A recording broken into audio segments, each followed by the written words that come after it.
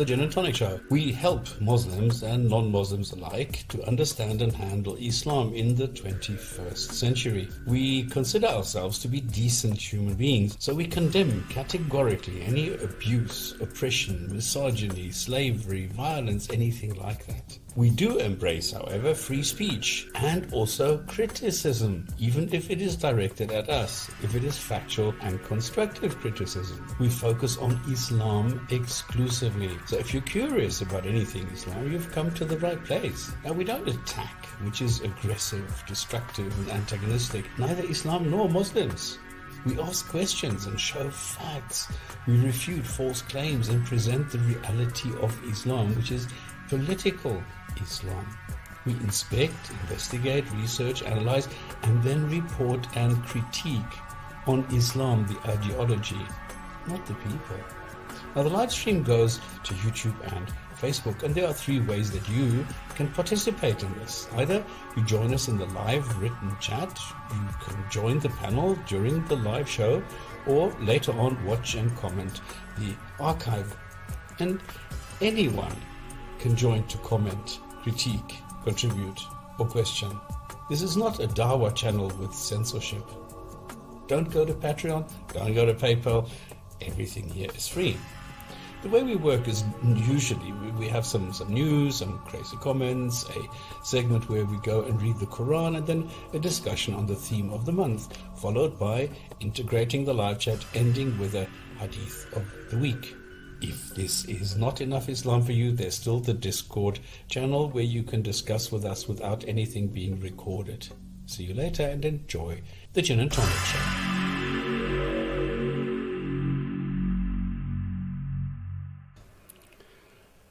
Hello world. Hello, welcome to a Christmas special Gin and Tonic Show. Without the gin, because Rob is not here. So I'm going to be on my own today, which means that things are going to be a little bit different. I've put the link into the chat, so if anybody wants to join, go ahead. We can do an open session. We can do just, questions and answers or something. Otherwise, I'm just going to do a very short show today. We're just going to go through a couple of things, and then we're going to call it a night, because there's not a lot, I think, on the Christmas. Maybe we should talk about something else, but what is there to talk about? There's so much stuff happening, and it's a funny Christmas this year with Corona. So it's a Coronamas or Coromas, I don't know, something like this. So it's not a great thing. So welcome to the Gin and Tonic Show, and we'll jump straight to the news. What I've done, put the comments in there. If anybody wants to join, come on in, pull in, cousin, let's have a chat here. I've got just 3 news items.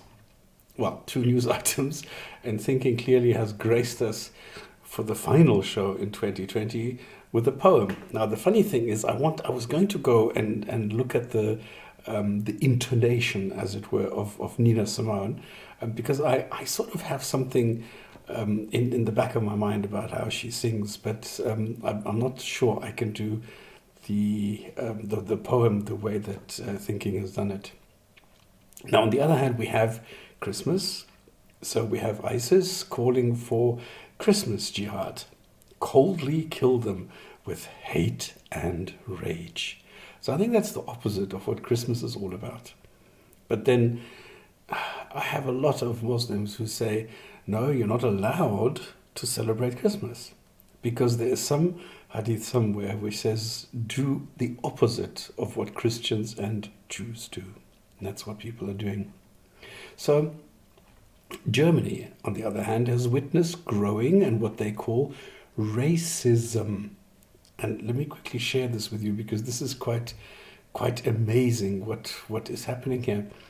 So they say that this is propaganda of Nazi groups.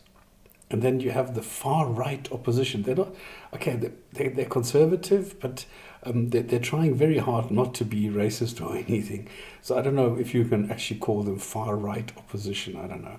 The AfD, the alternative for Germany. Now, it says the country's been recording Islamophobic crimes. and they've been recording them separately since 2017. But there is no definition what an Islamophobic crime actually is. I've got no idea. But it says the total, and now the total number of cases in 2019 has not been announced yet, and in 2018 there were 910. So there's 900, including 48 attacks on mosques. I don't know what that is, which is a little lower than the year before with 1100. Now, excuse me, from 1100 dropping down to 900, that's almost 20%. So I don't know what these guys are talking about. So anyway, I think it's bad. I think it's really bad, but you can't say there was a little bit less or something. I think every one of these attacks, if they were indeed attacks, I don't know what is considered to be an attack, is bad. There should be no attack. There should be no violence towards Muslims, towards any symbol of Islam or anything. That's not something that should happen, especially not in a so-called civilized country like Germany.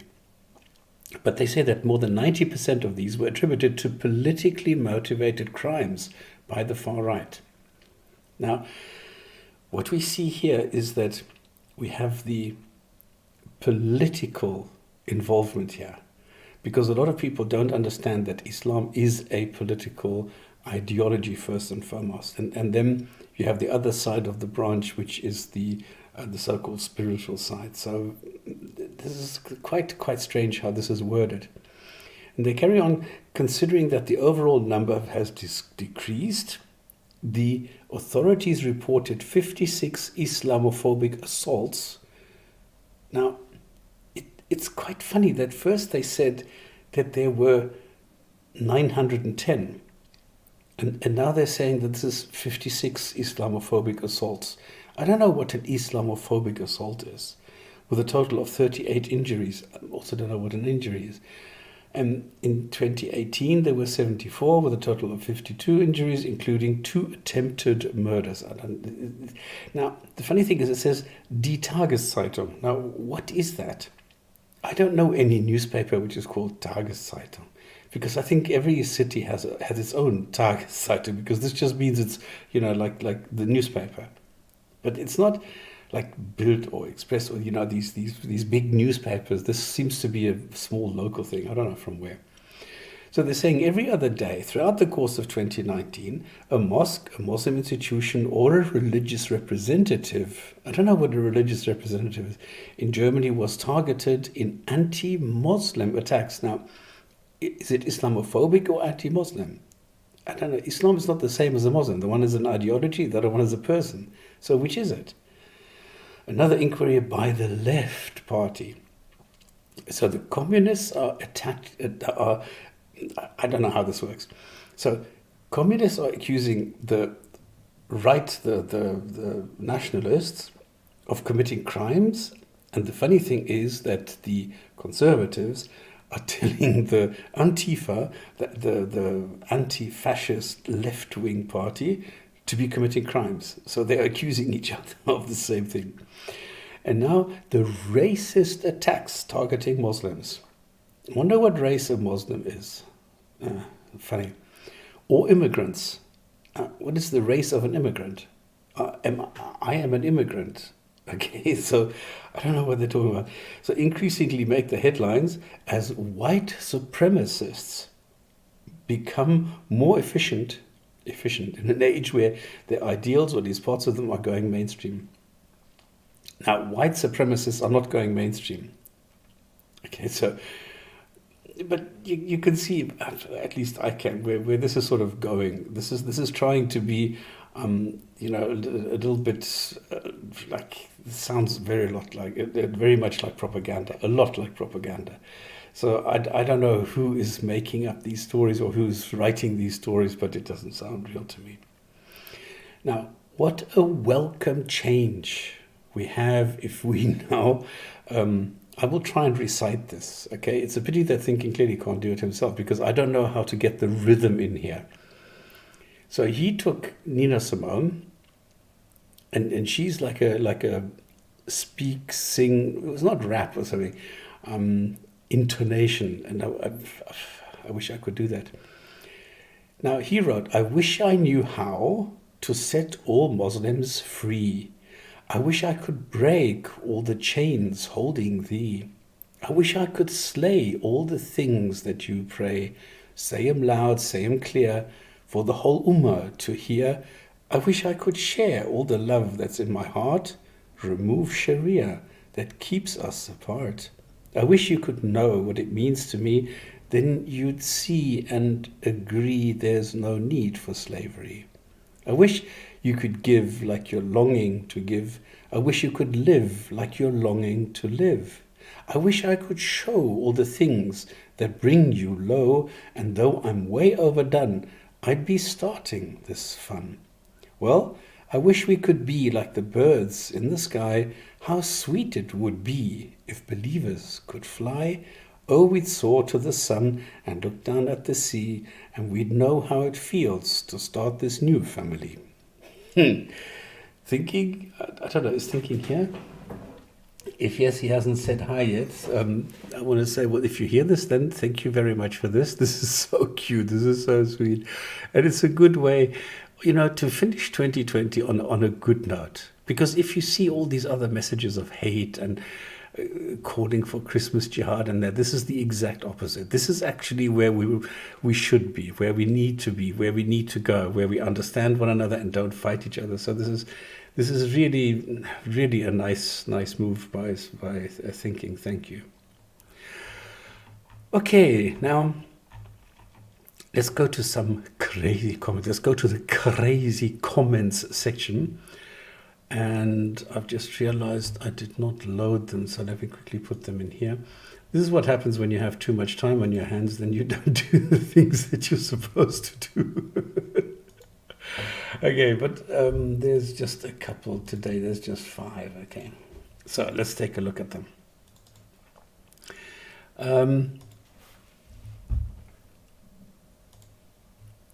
The first one, I need to switch this off. Okay, here we go. So the first one, okay. Now what happened is there's a video which is called The Clinic or something, where our usual culprits from EF Dawah go and provide Dawah they call it the Dawah Clinic, and it's so silly. Anyway, so I lifted some of the crazy comments, and I think they're really, really funny. So this one is Satan, with a $sign, made the false religion Christianity. It's not coincidence, because Satan and Santa have the same 5 letters in them. Okay. Why is it a false religion? Okay, if a Christian says Islam is a false religion, yeah, I hear this outcry. And I can say, well, I mean, God is just dog backwards. So it's no coincidence, because you have the same 3 letters just backwards. So it's just, so what does that mean? Does that have any meaning? What is that? It's nothing. It's just different words. So that's Satan and Santa. And by the way, Santa was, I never knew this. I actually looked this up. He was a Greek saint, Saint Nicholas. And over time, over 1,500 years, there was an evolution where he changed from Saint Nicholas to, there's so many, Saint Chris, Saint something, and then he became with different names and different things and different functions, and then because he was a steadfast Christian, he became the patron saint of a lot of groups, and then he was sort of taken in as the present bringer for kids all over the world. And then with the reindeer, I mean, there's a lot of things wrong with the reindeer symbol as well, but what the hell. Anyway, the next one is, mashallah, all you brothers are an inspiration to the youth. Now, they're spewing total nonsense. If you listen to this, it's actually quite embarrassing, the way that they say, well, this is how I came to Dawah and how I started, and all these things that they're saying. This is quite sad. And yet you have people answering in the chat, you brothers are an inspiration. Just because they're talking shit and they're deceiving others, by spewing total nonsense, and yet people appreciate this. So all this is just confirmation. All they're getting is confirmation for their own fairy tales, and then they say, well, thank you very much for confirming that Cinderella is real. And that's all it very actually is. It's quite strange. And another one, thank you for a very interesting and thought-provoking stream, as usual. I mean, I didn't listen to the whole thing. It's also another, I don't know how many hours. But it's really silly, okay? So I don't know how this could be interesting and thought-provoking. It's quite stupid, in fact, I think, anyway. Wishing Merry Christmas, Merry Shirk History of Christmas. Now, the funny thing is, now this guy's on every single Muslim video and always making fun of Christians and atheists and things. But if I now go, or if a Christian goes and says, well, Merry Ramadan Shirk, I've never heard this, okay? I think Ramadan is just something that is a ritual. I mean, all these rituals are all of pagan origin somewhere around, I don't know, 2,000 years ago. So if Muslims think they need to do this, well, so what? I mean, if they believe these ancient superstitions, well, who am I to judge them? Go ahead and do it. But Muslims are never shy to make fun of Christians. And yet they demand respect for their own rituals. So this is quite strange. Yeah, this is, and then Jordan M, along with others, was sincere and sensible. That's why they reverted. No, Jordan M is one of the worst. I mean, I cannot prove this, but he appeared and suddenly I was blocked when I was watching a stream and made some comments. Jordan M challenged me, and actually Rob and me, and he said we need to sit down and have a chat. And he's been running away. He's never popped up again. He's never had the guts to talk to us again. And then he complained that we were saying this. Yes, Jordan M, you're a coward. You are not sincere. You're not sensible. And there's no reason, if you revert, then why others should. So I think this is quite silly. Anyway, I don't know. I've never heard any kind of coherent or cogent or convincing or anything argument from any Muslim, from apologists or not, why I should in any way accept what they are saying, or why I should think what they are saying or believe what they are believing, because I've never heard anything that makes sense. Really, never. It's quite funny, but I've heard a lot of nonsense. And if I can tell them, listen, this and this is nonsense because this and this and this, then it should tell them something. So, and I see now there are some people in the chat, so not everybody is on Christmas holiday. So guys, if you can, let me put this in here again. This is the link to today's show. If you're watching this on YouTube, if you want to pop in, come on in. And welcome to the people in the chat. Happy Xmas holidays, happy Koronamas, whatever. Ramadan is just, hang on, let me say, this is funny. Ramadan is just flipping mealtime from day to night. It's not true fasting because they eat all night. More food is consumed during Ramadan. And this is one of the funny things. That they're making this out to be this big thing. It's not. There's a lot of times when I simply don't have time to have lunch. Then I don't have lunch. But then I don't gorge myself in the evening. I just have a normal meal and that's it. But what I saw in the Middle East, I mean, these people have like a party every night. That's quite amazing. Diain, oh, what? That's an interesting name. Tafajain, Diain. That's interesting. I was watching someone called Muhammad Hijab and Ali Dawah. They are super intelligent, eloquent Muslims. Yeah, I also watch them. They are, and they're proud of it. Anyway, let's get to the next segment, which is the Krazy Koran. No, it's the Koran Corner. There we are, Koran Corner.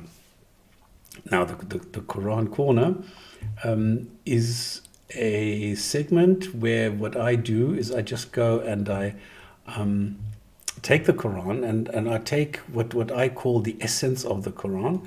I take the sentences, and now it's a pity, I mean, if I'm alone, I can't do this. So I can't go and flip between the original Quran sentences and what I make of them. So I'm sorry. If you want to read along, then go ahead. We are on chapter 9. And we've just finished sentences 10 and 11. These horrible people have no respect for believers, but if they convert, they are your brothers, which is quite strange. So they're horrible, but as soon as they say la ilaha illallah and so on, then they're your brothers.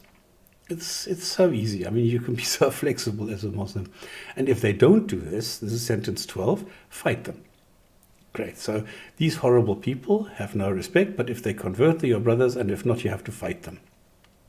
It doesn't say there yet they have to fight them in self-defense or something. This is the common claim that I hear from Muslim apologists. And it says, why wouldn't you? Because fight them for Allah. Now my question is, why can't Allah do this, him, her, or itself? Fight them for Allah. I thought Allah is so powerful, but he can't fight some people, and he needs humans to do this in his, it, her place. It's so strange. And then remove their anger. Who is there? Is fighting them removing the anger, or are the ones who are being fought having the anger removed for them? I don't know what this means. This is like highly ambiguous. I've got no idea what they're saying here. And then maybe Allah forgives. Maybe Allah knows. Nobody else knows. Maybe he will, maybe he will not. We don't know. I mean, it's the all-merciful, so it should always forgive. But maybe not. Who knows? Sentence number 16. Does it not... Okay, this is quite funny. Now it says, does not Allah know who fought for it or him or her, and takes not Allah and not his messenger and not believers seriously? Allah knows. I think what they're trying to say here, Allah knows who did what for it or him or her, and don't they, Allah knows who fought and who takes Allah and his messenger and believers seriously. I think this would be the positive sentence, or the positive way around. So, but the way it is written here, this is quite weird. I don't understand how anybody can make sense of this. Actually, this is a sentence that I would like to give to a Muslim and say, without any context, are you able to tell me what this God is trying to tell you? Is it really true that the Quran is explained, everything is clear? I don't think so. 17. Chapter 9, sentence number 17. Pagans can't fix a mosque and will go to hell. This is so funny. Pagans can't fix a mosque and they will go to hell. Well, because, sentence 18, only guided Muslims can. Isn't that wonderful? So, I don't know. I wish I could now show what actually the sentences are, because they're quite weird in the Quran, and the translators have a hard time here. Sentence 19. Is providing pilgrims with water and fixing the forbidden mosque the same as fighting for Allah? Nope. Allah does not guide those who do wrong. So this is, I think, asking, well, you know, just bringing some water is not the same as actually picking up a sword and killing people. So if you think that you're doing something worthwhile, just bringing some water and fixing the mosque, no, you have to go and fight for Allah. You have to go and destroy these pagans, the enemy, because Allah can't do it. He can only guide you and then threaten to not guide those who do wrong, so that it's easier for you to kill them in Allah's name. And Allah will take the responsibility for it, and will later sort of boast about how powerful he is that he destroyed all those people. And in sentence 20 it says, those who believed, emigrated, fought with their life and money, they are the best. Really. 21 says, yep. 22 says, yep. It just sort of confirms it. There's nothing really being said here. It's just, yeah, and those who believe, yeah, and this sort of seems to confirm this. And then 23 is interesting because it says, don't listen to non-believers in the family. And for me, this is lifted from Deuteronomy, from the Bible. Because in the Bible it says, if your brother, your mother's son, your son, daughter, wife, or whatever, entice you secretly, saying, let's go and serve other gods, you shall not yield to him or listen to him, and your eye shall not pity him, nor shall you spare or conceal him. And this is like, don't listen to non-believers in the family. So if you go to Bible Knowing Jesus topics, hatred between relatives, there are several examples of this. Okay, let me just quickly go to the chat, because today, because I'm alone, I need to do like multitasking here. So Morijana put 9:12 there, but if they violate their oaths after they can return to vote, and so on, okay. And Waters, we know the Quran is fake. Well, is the Quran fake? I don't know. The Quran exists. It's just the sentences, the contents is not really coherent. Certain channels like Safar Subboor Ahmed, you got banned for writing this. Oh, you get banned for writing this. If you say this is a fake, you get banned. Yeah, they're a little bit strange, aren't they? Then we get 19. It is not for the idolaters to tend to Allah sanctuaries being witness against it. This is the sentence what I just said. Only guided Muslims can, and they can repair the mosque. So it is not for to tend to Allah's sanctuaries, bearing witness against themselves or disbelief. As for such, their works are vain, and in fire they will abide. There you go. Thank you, Marijana. Then we have Tafadjin again, also waiting for a debate between Stopspamming against Subboor. Well, you watched the debate. There was no debate. I came there and I just said 2 or 3 sentences, and he talked over me all the time. So there was nothing really that I was able to say. And to be honest, Stopspammer got roasted on that debate. No, I don't think anybody's ever roasted me. Okay, so it was not a debate. I didn't have any arguments, and he misrepresented his own scientist. Okay, I don't have any scientists. I don't own any human beings. I don't own any scientists. And I have never misrepresented them as far as I know. I've never brought up any arguments. I just said some things about rationality, and that was all. I gave my definitions, why this is. I think this is the one that you're referring to, and I have no idea. Anyway, if I got roasted, then I would welcome if you could tell me where I got roasted, how I got roasted, and who roasted me by saying what. That would be interesting. Thank you. The Quran says it's clear and easy to understand, but it isn't. It says if we were from God, we're full of errors, and errors have been found. Exactly. So, yeah. Oh, you believe, choose not your fathers, nor your... this is 23, which don't listen to non-believers in the family, where I said from Deuteronomy, it sounded very familiar. Let me put this up on the screen. Let's compare the two. So it says, if your brother, mother, son or daughter, let's go and serve other gods, you shall not yield to listen to him, and your eye shall not, and so on, so on, so on. So in the Quran it says, oh, you believe, choose not your fathers, nor your brethren or friends, if they take pleasure in disbelief rather than faith. Whoso of you taketh them for friends, such are the wrongdoers. So this sounds very similar to what the Bible is saying. So somebody has read the Bible and thought this might be a good idea to put this in here. Smile says, stuff, are you referring to as appear the guest on Hamza's Den? Yeah, I think that's the one. Hey, you guys sound super confident until you have someone like Subboor Muhammad teacher. Well, okay, Tafa, you seem to think that Subboor, Hijab, and Ali Dawah are making some sort of argument. They're not. They're just making claims.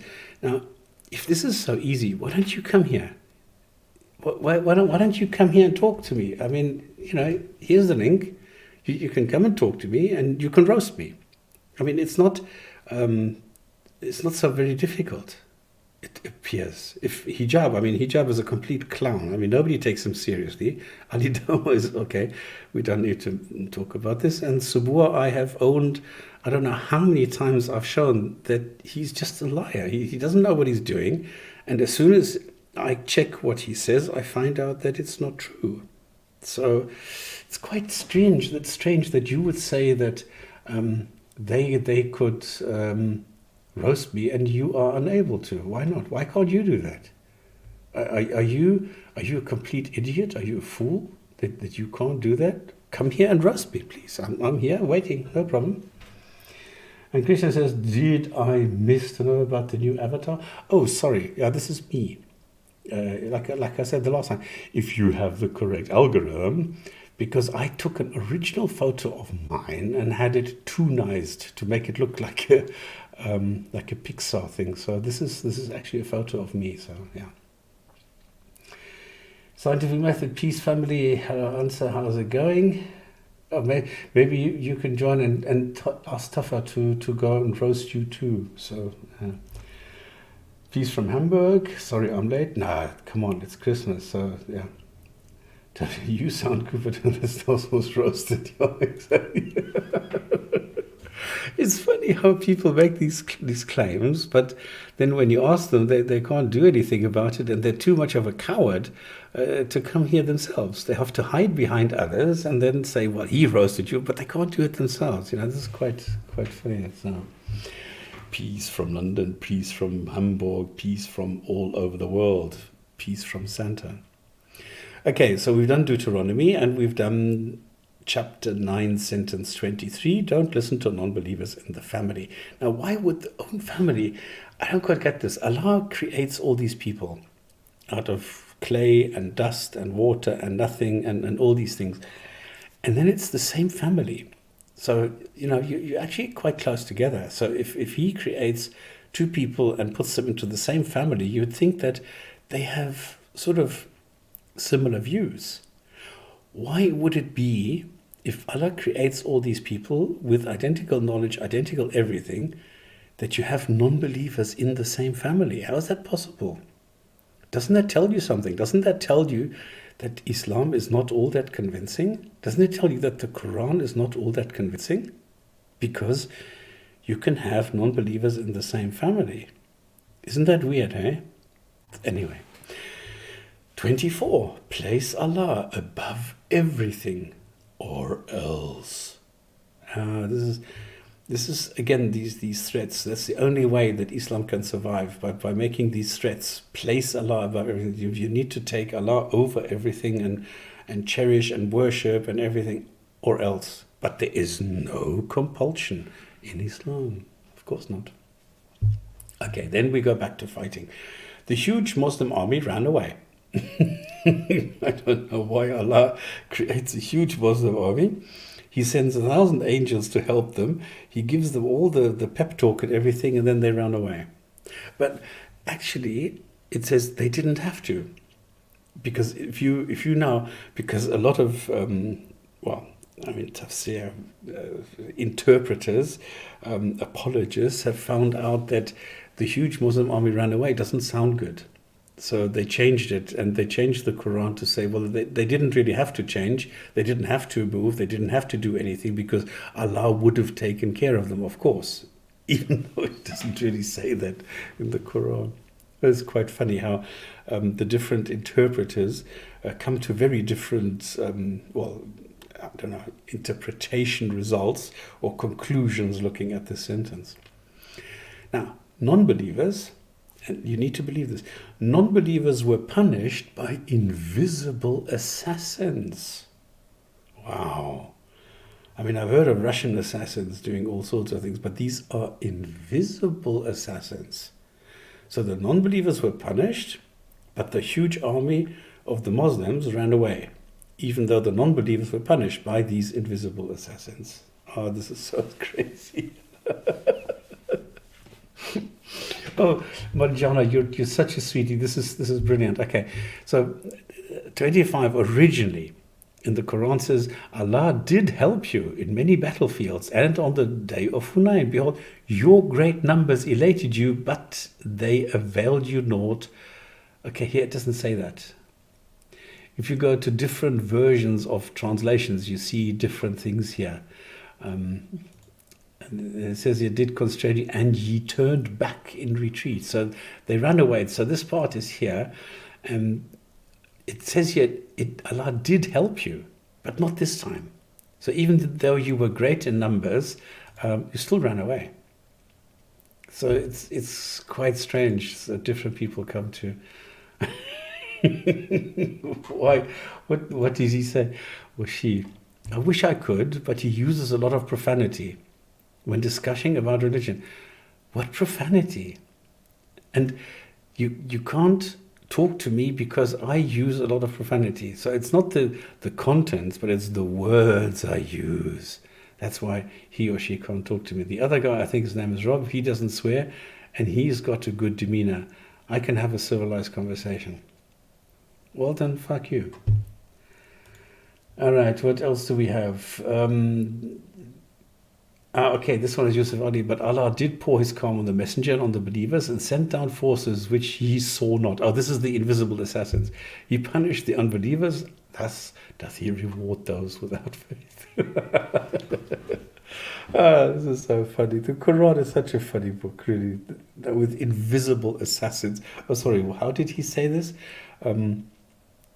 Forces which he saw not. Okay, I'm sorry, I called them invisible assassins. And then in 27, the all-merciful Allah will forgive, or not. I don't know, I mean, this in itself is a contradiction.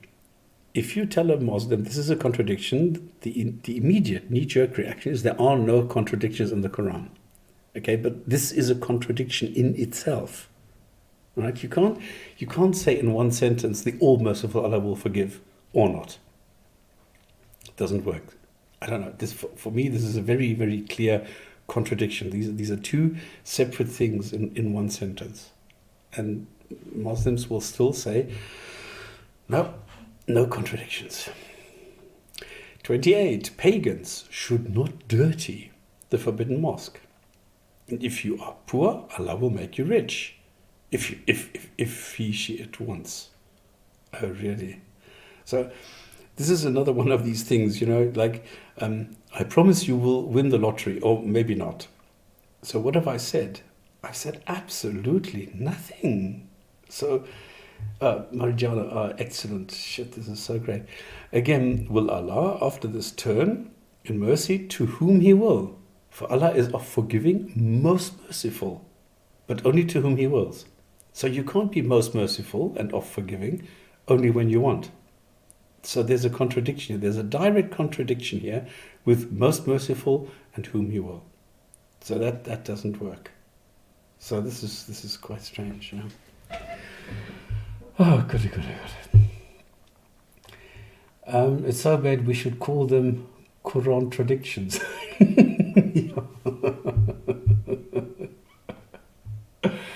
Again, here, you can always pop on the Discord after the show if you want to raise any points, so you're more than welcome. I think this is another coward. This is just, big mouth, small brain, small everything. It doesn't work. This is just somebody who comes as a troll just to say, you're bad. But if you come take them to task, nothing happens. So this is...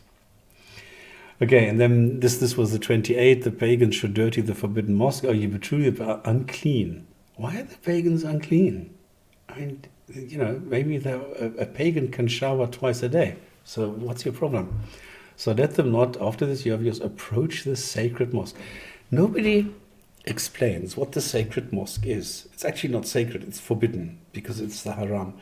And for some odd reason, they've changed it to sacred mosque, but it's forbidden.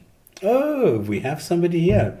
We have Tafadjan. So I have to take that back. No, he is or she is, we'll hear this just now, not such a big coward that he or she will not come here and talk to me. Okay, he or she left. I don't know. All right, then fight not Muslims until they pay and feel suitably embarrassed. Why do you want to fight non-Muslims? It doesn't say here it's in self-defense. It just says fight non-Muslims until they pay to embarrass them. This is the thing. You need them to feel suitably embarrassed. You need them to actually feel subdued. They need to feel that they are citizens, second-class citizens. And Marjana, brilliant stuff. She says, you can start here, you're hired. Fight those who believe not in Allah. So it says fight. It just says fight. This is a command. Fight them. There is no if they attack you or something. No, this says fight those who believe not in Allah, nor the last day, nor hold that forbidden which has been forbidden by Allah, nor acknowledge the religion of truth. That's what it says. And then even if they are people of the book. So I'm sorry, this also goes for Christians and Jews. Until they pay the jizya with willing submission and feel themselves subdued. There you go. This is what it says. There's nothing here about self-defense, and they need to feel like they are in submission and subdued. They are the second-class citizens, and that's what they need to feel. And that's amazing for me, that a Muslim will still come here and say the Quran has a good message, and Muslims, there is no violence in the Quran. Muslims are never told that they should kill anyone, and definitely not the innocents. Well, here it says that they should fight everybody, even Christians and Jews. And they should do so to embarrass and to make them feel subdued and in a form of submission. That's sick. That is hatred, sheer, pure hatred in the Quran. And then we get nonsense, which is the son of the Jewish God is Ezra, and the son of the Christian God is Messiah. Now, number one, there is no God in Judaism called Ezra, and there is no Christian God who is called Messiah. Messiah is a function, not a name. The Christian God's name is Yahweh, and the Son is called Jesus, not Messiah. He is the Messiah. And Allah will destroy them. They are deluded. and this is an excellent point. It says fight them because they do not believe. That's the only reason. It's not that they've done anything, it's just that they don't believe. So this is what it says. The Jews call Uzzah the son of Allah, and the Christians call Christ the son of Allah. Okay, different people have different translations here, okay? So that is a saying from their mouth in this, but they imitate what the unbelievers of old used to say. Well, no, they didn't.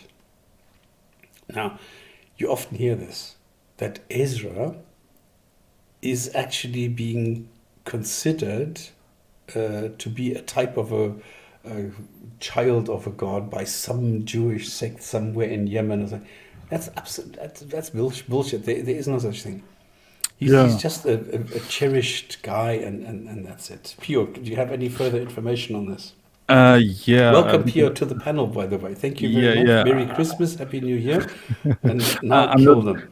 I'm not going to Christmas either. So, because from the Jewish background and stuff, right? I talk a lot about this with Muslims. They have really nice excuses for that. They'll try to explain, but the Jews were living at that time there. They worshipped Ezra. So my answer is always now you will not find a Jew who believes that Ezra is the son of God. So it would mean that this book is not forever. It's not from God, because it's just for a little period of time. Or those guys who wrote the stuff knew only one small group and didn't know about the 99% of other Jews who never believed that Ezra is the God of Sun. Yeah. So, or pure misinformation. We have the usual situation. This is another alternative, because we have this a lot, that somebody heard something and misunderstood. No matter which of the three possibilities you take, it shows that this is a contradiction in the Quran, and it's not true. So again, this is one of the best evidences that the Quran is not from God. No, absolutely. Yeah. Unfortunately, guys, I'm sorry. And the funny thing is, you have apologists who are actually trying to rescue this. And in my eyes, they're making it worse. They're making it worse by saying exactly what you are saying. Well, this is some small tribe, and this means the book is written for a small tribe of Jews somewhere on some remote Yeah, place on the planet for a period of maybe 200 years or something. What good is it for me today, or for Jews or anybody, to hear about this if it is not explained? What is the right. value of this? Zero. Yeah, and also this that is they that it said that it's only a small that it refers to a small group of Jews. If you will, I don't have like the verse in front of me, but I'm sure the verse is saying that the Jews thinks that Ezra is the son of God, and the Christians think that the Messiah is the son of God. So Can you see on screen? yeah, yeah, I can see it. So it refers to all Christians, right? The Christians, exactly. Right, to all Christian, but somehow it refers to a small group of Jews, and there is no differentiation in this verse. You know what I mean? So all the Christian says that Christ is the Son of Allah, and in different translations it said that the Messiah is the Son of Allah, right? Yeah. But all the Christians are addressed in this verse, so it will also mean that all the Jews are addressed in this verse. So And it's not even true that all the Christians believe this. you mean like the Christ is the Son of Allah? Yes. I don't know about that, but there must be a small group also who doesn't believe that. Exactly. Yeah. Because there are some sects, just as you have a sect that calls Ezra Uzair the son of a god, there are sects which are of Christian origins which don't believe that Jesus is actually the son of Allah, but he is the spiritual son of Allah. He's not the physical son. He's not part. They're not Trinitarians. And they're not true Unitarians either, but they believe that he is the spiritual son, and he is a man who was inspired and sent by God, but not physically. They don't believe this whole virgin birth story. Yes, but this is metaphorical for them. Yeah, but even in this case, it says the majority of Christians are saying that. It says the Christian, exactly. The Christians and the Jews, yeah. Yeah, so both these statements are wrong. Right. Or contradictory, or because on the one side you have the small group and the other has you the big group. So if there is no differentiation, it doesn't say a small group of Jews believes that blah blah blah. Yeah, right? Exactly. Oh, I was told I shouldn't be so absolute, so I shouldn't say they are wrong. They're not quite accurate. Yeah. And then finally we have sentence 31. They took clerics as lords besides Allah and Jesus. They took clerics as lords. So clerics are representatives of these different denominations and belief groups, besides God and Jesus. Now, I don't quite understand how the Quran can make Jesus a god, because it's Allah is the one God and Jesus is as a Lord. So Allah and Jesus are both lords.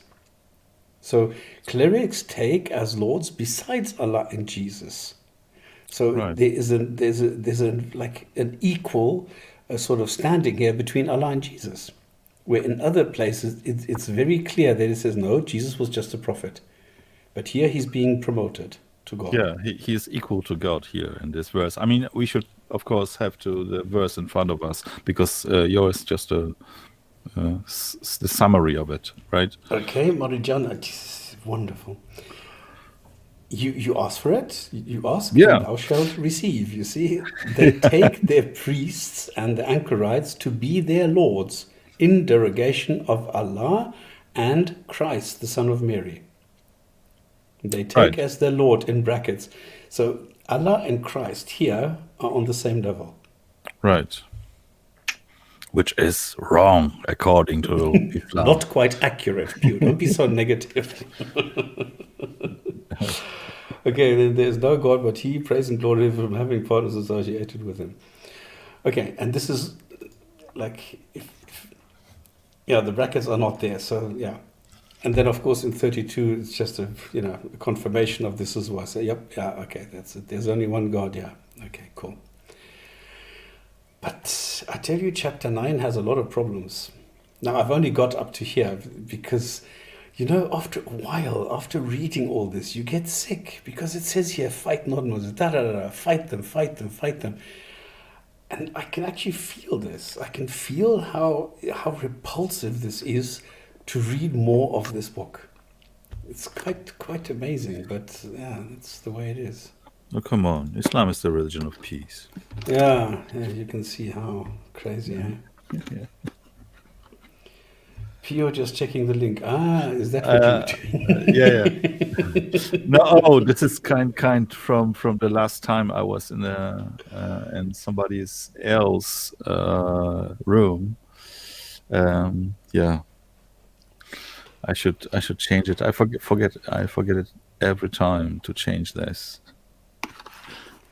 Yeah, and the funny thing is that I think this is what this guy or girl or whatever, what was Tafa was doing. Couldn't believe that I was actually really giving out the link so that they can join. No, I'm doing that because I'm not afraid. A Muslim doesn't have the facts, they have the fakes. I have the facts. So there's nothing that you can do to me. I'm just going to question you. I'm just going to ask you, why is it that you believe this, and that's it. So there's nothing wrong with it. So this is not hatred or anything. So I don't really know why people are so worried about what I am doing, what I am telling them, and so on. This is not hatred. This is just I'm just questioning your motives, your beliefs, what it is that you believe, and why you believe this, and that's it. Yeah. But if you want to come to let somebody come in, you have to be polite, though. So because she or he appeared, right? And in that moment, yeah. Oh, is this the video you want to? Yeah, this is a very quick one. Do you want to stick around? I will try. I don't know if I have a lot to say about that, but let me stay for a moment. Okay. Have you seen the video? And I just started and it was a bad quality of sound when I was watching it, so I didn't get like 20 seconds. I watched 20 seconds of it. Okay, because it's quite funny. It's only 4 minutes, so I thought let's do it because today is going to be a very short show, and unless we got some interesting people in here. But this is quite a like silly, but anyway. So as always, I'm going to play the video. If anybody in the chat wants to ask a question about this, just type one enter. This is going to make me catch this, from the corner of my eye. And Pio, if you want to say something, just shout stop. Yes. Yeah. Previous, what you were saying. So we believe revelation from God has stopped. Was there sound? Yeah, I'm listening now to your stream. I cannot say because I muted YouTube because there is a small delay. So everybody. What you were saying. So we believe revelation from God has stopped, except in the form of dreams. Okay, I don't know if everybody heard this. So that the revelation has stopped. In other words, God doesn't talk to the prophets and the messengers anymore, but He is still talking to people in their dreams. So if you have a dream, then this is Allah talking to you. Isn't that wonderful? Right? So if a non-Muslim comes up to me and says... This is now... Oh, thanks, what? Now he's saying, if a non-Muslim comes up to me... In the future, I saw a year from now, this will happen or that will happen. Or if a Muslim comes and says it to me, and that thing comes to be true, that's theoretically possible from an Islamic perspective because Pharaoh saw two dreams. Non-Muslim and not dreaming. From an Islamic perspective, that's impossible. So if I meet you and I just go and I just tell you these things. Okay. So in a year's time. Can I make one more caveat? Yeah. Sorry, John, but there's one more caveat. So we believe in the Jinn, which you probably heard of, and the Jinn they can give human beings information of future events?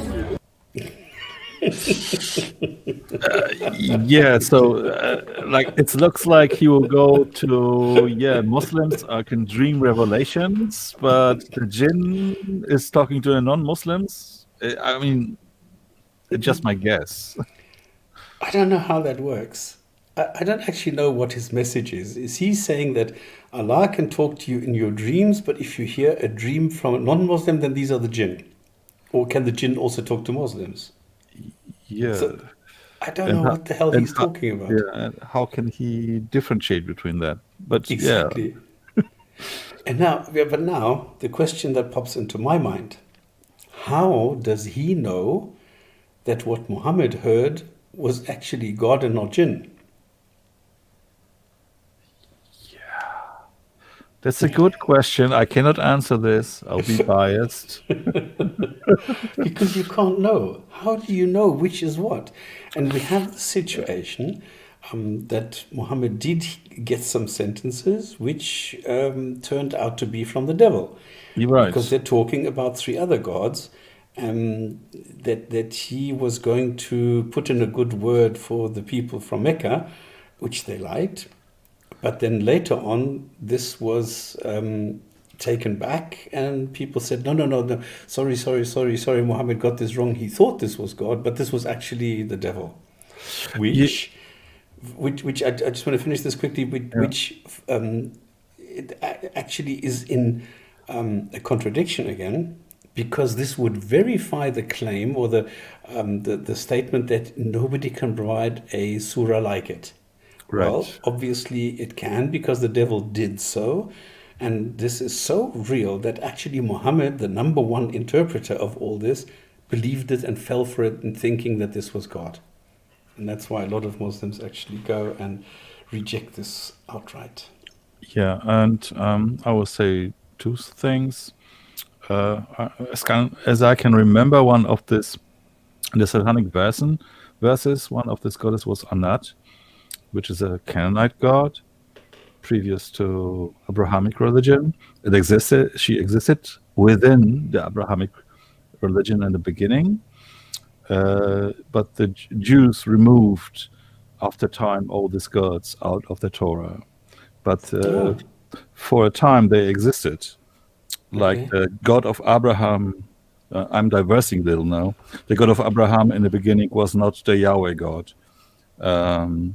It was the god El, and Yahweh was just a son of him. And so, but after time, the God of Abraham wasn't monotheistic. This is how it comes that some gods appear in the Satanic verses. Maybe Muhammad looked into false sources, but because, as you said, when he was first time in the cave, right, he didn't knew who he's talking to, right? There was a kind of whole story, like Waraka told him at the end who he was talking to. So yeah, nobody knows. Yeah, it's really strange, especially since the funny thing is that these gods, this Manat al-Uzza and so on, they are mentioned by the Nabateans. So they were actually Nabatean gods which somehow crept into Islam. And what most Muslims don't know is that there are a total of 5 gods mentioned in the Quran. So, people always say, no, there's only one God. Well, what are the other 5 doing in the Quran? They shouldn't appear. They should just say, there are no other gods. That's what it always says. There are no other gods. And then it mentions other gods in the Quran. 5 of them. So there's something very wrong here. And people still tell me there are no contradictions in the Quran. And this is quite silly. Okay, so jinn know the future. Now, how on earth are they supposed to know the future? How can anyone know the future who is not a god? I mean, God has all knowledge, so God knows the future. So God can't change his mind, or her mind, or its mind, or something, because it knows the future. And if you know the future, you can't change your mind. So you can't be surprised. So Yeah. Allah cannot be surprised at any time because Allah has all the knowledge. So that means Well, the jinn can't know this because they're not gods. Because they're created by God to worship it, the creator. So this doesn't make sense. None of this makes any sense. And somebody like Subboor who says, well, I mean, I can show that evolution is wrong and blah, blah, blah. And he says, yeah, we believe in the jinn. We believe in talking ants and flying donkeys. Yeah, sure. Yeah. And I believe in jinn talking to me who are made from fire. I mean, come on, please. Oh, dear. But we believe that they mix lies with truth. So if you come to me... Now, how does he know that?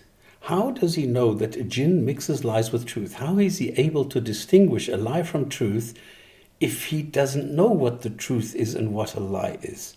If I can go to him and say to him, well, donkeys can fly, and he will say, yeah, sure, donkeys can fly.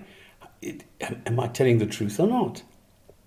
This is the funny thing. If hijab tells somebody, I will give you £10 if you can answer the question, and he answers the question and he doesn't give it to him, is he being like a jinn now? Is that like half truth, half lie, half everything? How does that work?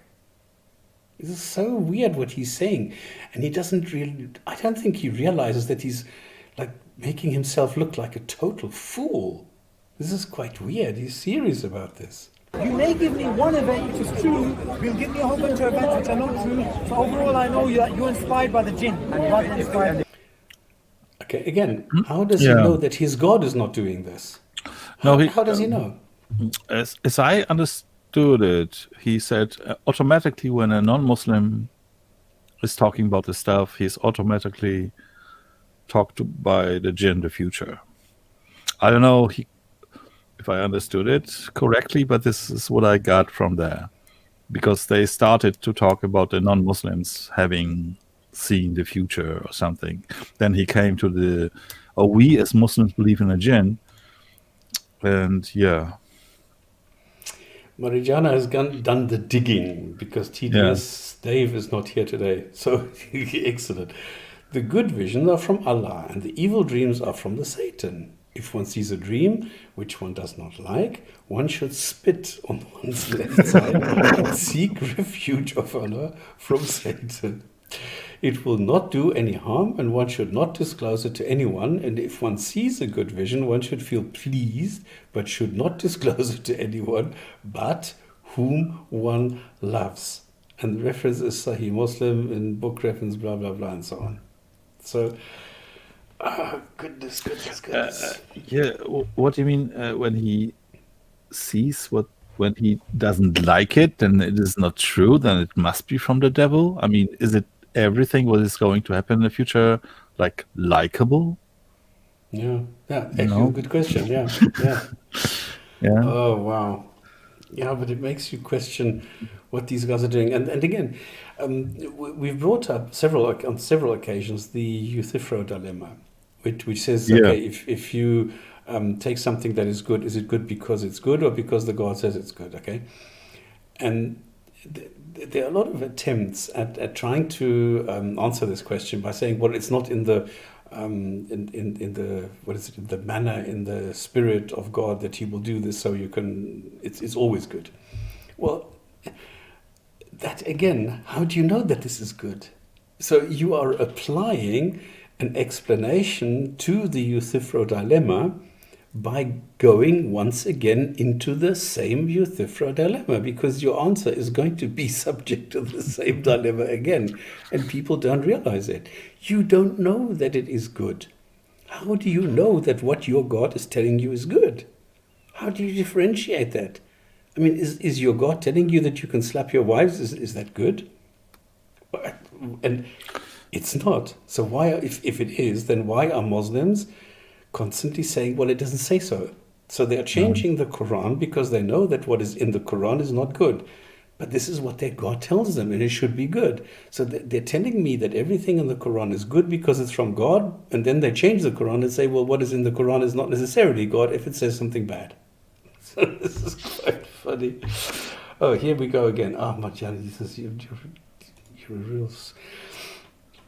When we decreed Solomon's death, nothing showed them his death except a little worm of the earth which kept slowly gnawing away at his staff. So the guy was standing still, sort of leaning on his staff, and then when the worm ate from the staff, he fell down. The jinn saw plainly that if they had known the unseen, they would not have tarried to the humiliating penalty of their task. This I don't understand. The jinn saw plainly that if they had known the unseen, so they don't know the unseen. This is a contradiction, because they can see the future, but here they can't see the unseen.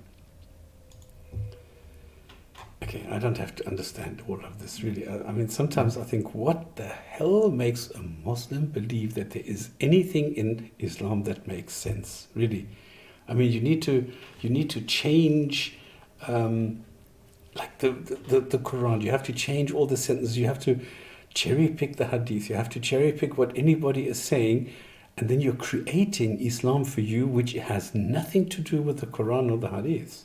It's a very, very different religion than what is prescribed or commanded in the Quran. If it was all true? From Islamic perspective, it's impossible for you to have information. Okay, so that was back to the question. Are you about to tell me something? No. You worried? So how would you integrate that? I would say logically that would be impossible under my word. Logically? Yeah, but if it happened, how would you integrate it? I would say... Would you have to re-question everything?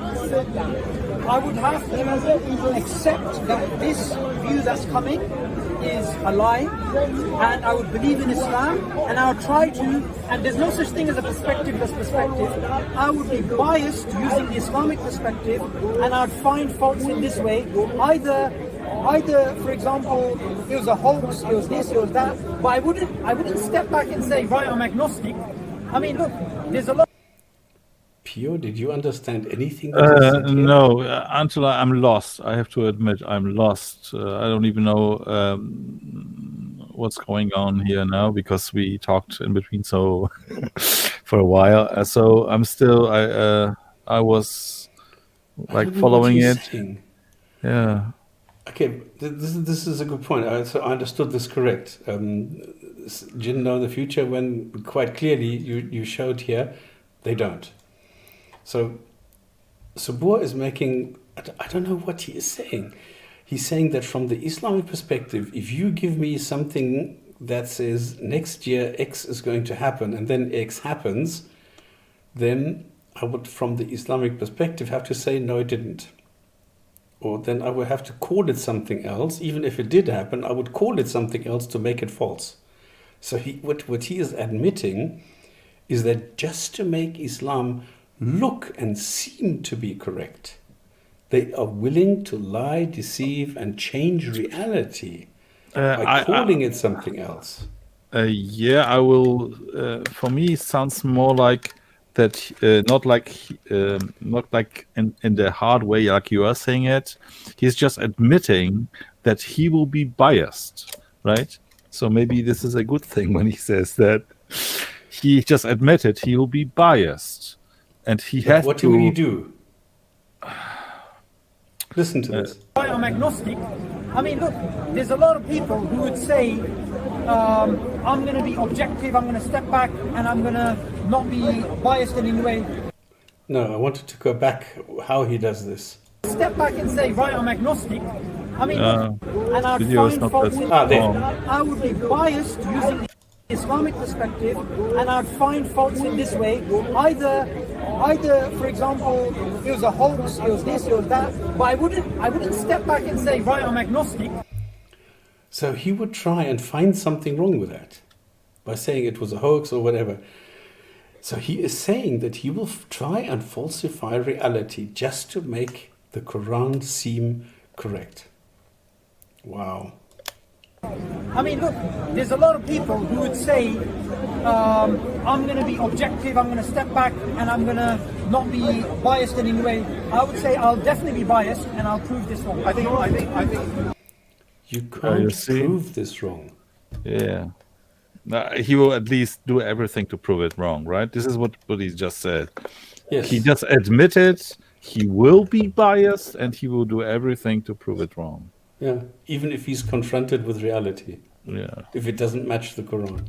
Yes. But that is quite difficult as a position.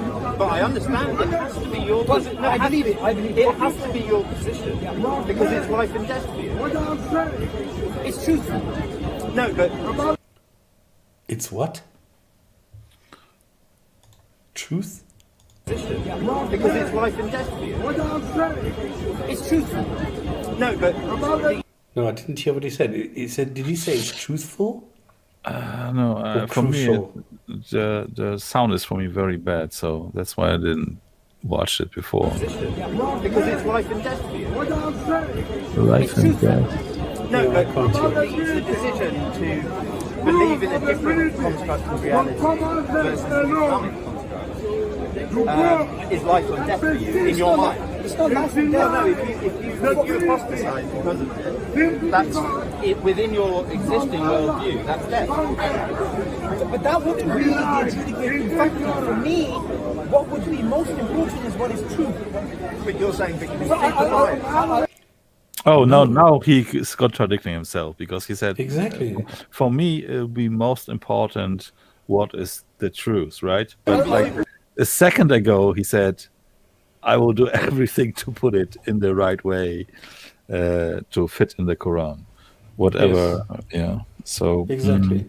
different statements, different message. Within seconds. Yeah. Bias. I'll give you an example. But if you were even with all of that bias, you still found that it was true. No, it's kind of like this. It's like saying, what if you can find a square circle? What if you can? What if you can? For me, that's not possible. There is no square circle. Right? So, for someone to prove the worldview, as an example, say in the Quran, it mentions the story of the Exodus, it mentions the story of Moses, and he saved the children of Israel, Pharaoh drowned. Say if I go and I don't... No. Pharaoh does not drown. He is Yeah. saved in his body. Yeah. Okay. really know about this, but say I go meet a bunch of Egyptians and they But say wait. no. But wait. Did he say this is mentioned in the Quran and stuff? Yes. Yeah, so this is also an absolute lie. Exodus never happened. We have evidence for it. So here we go again. A part of that, yes. I'm sorry. Yeah. No such story exists in the history of Egypt in ancient Egypt. And they say, in fact, Jews never came to Israel. And all of the testimony that they have says the opposite to what the Quran says. I will still believe in the Quran and I'll reject what they say. And I'll find the evidence for why this is true rather than accepting what they're saying. Why? Wow. That sentence I will take and play back every single time I make a video of Subboor now. Here he says, and he admits that he is a dishonest prick. Here he admits that he says he will try and find evidence that something else is correct if it contradicts the Quran. Just to find something that is false if he doesn't like it. So if I say there are no flying donkeys, he will do his utmost to try and find anything that will say, yes, there are. This is crazy. Yeah, but is it, the question will be, like, is it because he says the Quran is the truth? So whatever everybody is telling him, he has to not believe what they're telling him because the Quran says different, right? No matter what, even if it will be true, he will go with the Quran. Correct. Listen to this again. And all of the testimony that they have says the opposite to what the Quran says. I will still believe in the Quran and I'll reject what they say. There you go. It doesn't matter what anybody says. It doesn't matter what evidence you have. It doesn't matter what the reality shows. It doesn't matter what the case actually is. If the Quran says something else, he will go with the Quran. For him, it doesn't matter what reality says.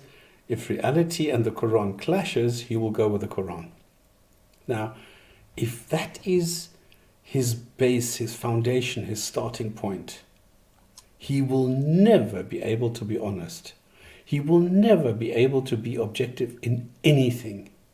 There is no way that he will have any kind of possibility of accepting truth for what it is.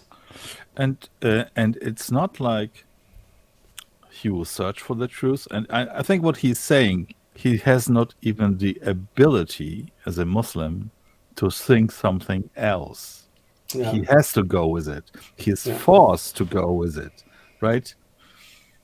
That's terrible, eh? So he is admitting that it might be, even if something else will be true, he is not allowed to do it because Yes. it is against his religion.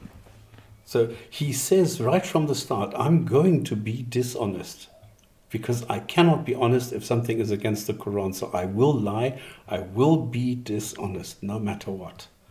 Wow, that's amazing. Now I'm copying Benny. Wow. Okay, what is Mariana dug up here? Allah speaks to Pharaoh, who ferociously chased the children, but this day we save you in your body. That's what I was just saying. I didn't know that it was 1092, that you may be potent for those after you. So what Subboor just said is well, not according to what the Quran says. So the Quran says he saved the Pharaoh in his body, and he says he drowned. Okay. Well, so much for the knowledge of the Quran by Subboor. Although this verse makes it clear that Allah saved Pharaoh from drowning, Surahs 28, 17 contradict this, stating that Pharaoh was drowned. Yeah, there's a contradiction there as well. I'm not sure how clear it is in those other three, though. I have not looked into this topic. I remember I did the Haman video, but I never looked at the Pharaoh. I just found the story of Pharaoh being saved and then sent to Nineveh. I found in the Apocrypha. So there you have the story that he was joined by Jonas, and the two of them then converted Nineveh, who was going AWOL, and they brought them back to Christianity. Or no, Judaism. Must have been Judaism in those days.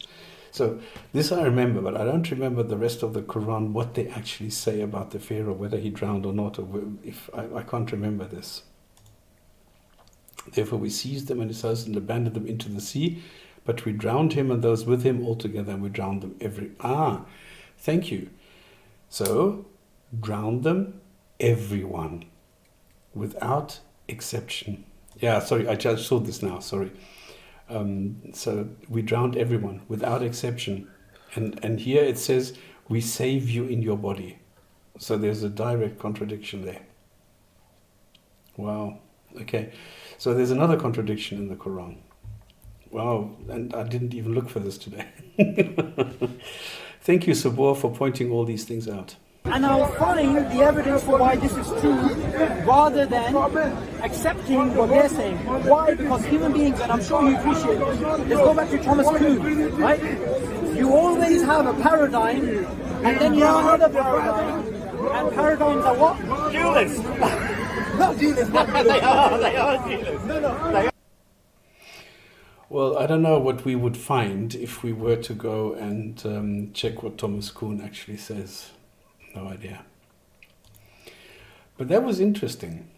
I mean, it's a very short video, but very revealing. And with the help of Marjana, this was quite good.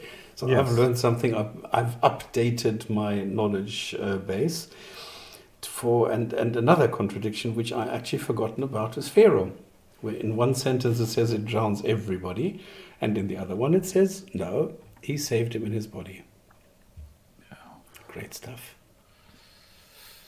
Yeah. I've got here, I don't know if you guys remember, we did a theme of the month, I think this was, on what to believe, how to believe, and how to spot any kind of propaganda and things like that. And I had 10 points. I think it was by Michael Shermer, I can't remember, where it's, what was it called? How to spot something, and it was quite a nice name, and I forgot about this. Maybe it'll come back to me. So number one is, how reliable is the source of the claim? Anyway, let me quickly put this on screen, because this is something that we always should sort of remember. Here we go. So let me kill this. Let me kill this. Let me focus only on this. Jung, jung, jung, jung. Okay. So we have this here. It's a Sahih. No, sorry. How I need to do this here so that I don't get distracted. There we go. So if you want to, I still can't remember the word he uses. Bogus claims, if you want to identify them, you have to ask yourself these 10 questions.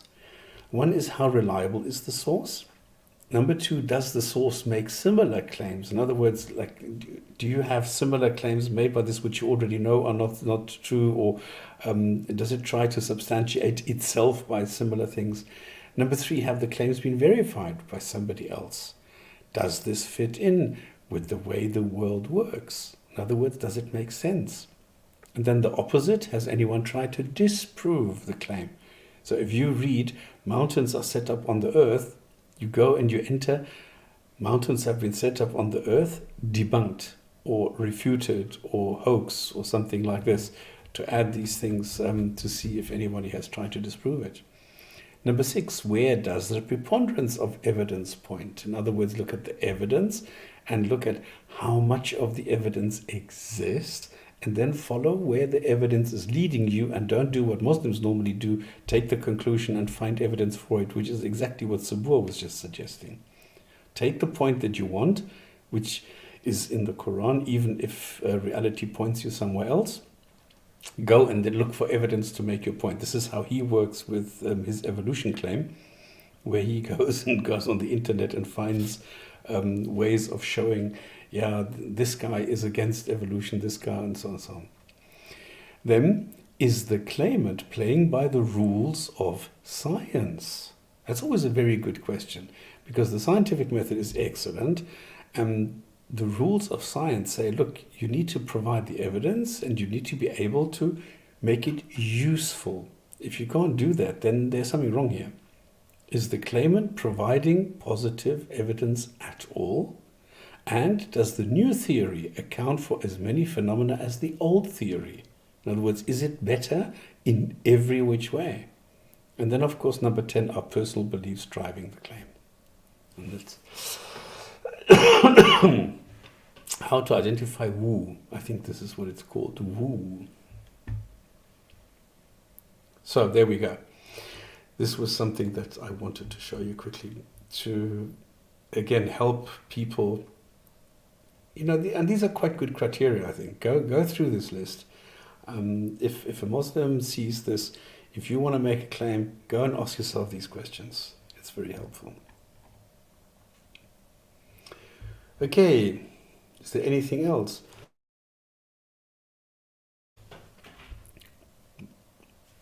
Well, do you have anything, Pio, that you want to mention? Not really, but in fact, it's when you have such claims, religious claims, or something which falls in this category, you have to just look up the outside sources, not only. I mean, using the scientific method is very good, but too many claims of religion, we cannot kind of use it. I mean, we could, but it's just always good to see if there are outside sources which claim the same. Yeah. Right? Exactly.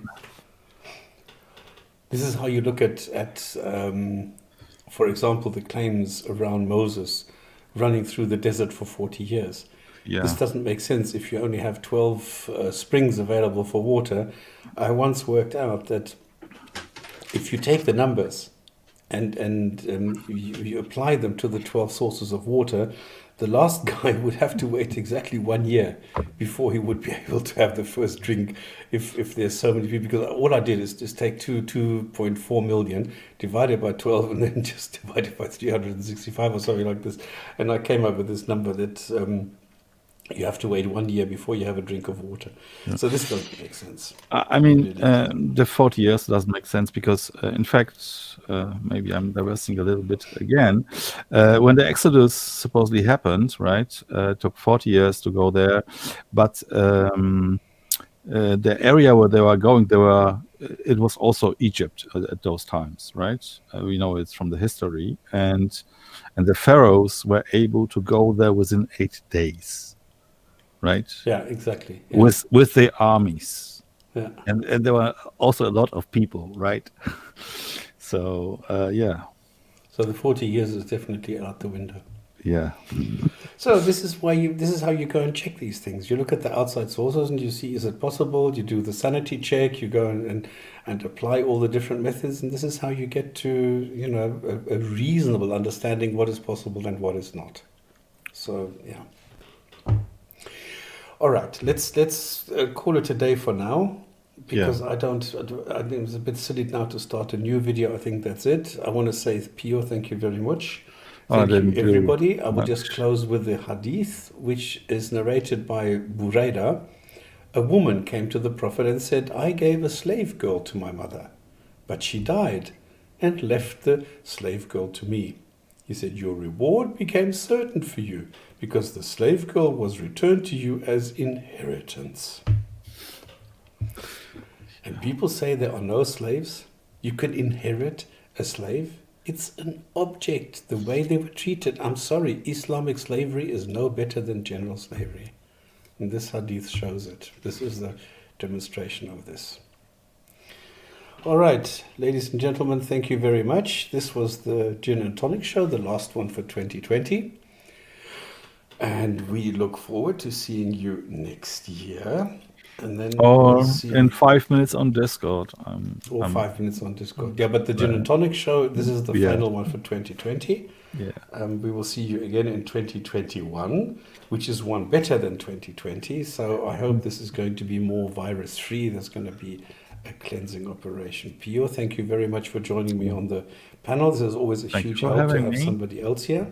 Yeah. And thank you to the people in the chat. There were quite a few. I'm surprised how many people there were today on Christmas, on this holy holiday, and a lot of people here. It's a pity.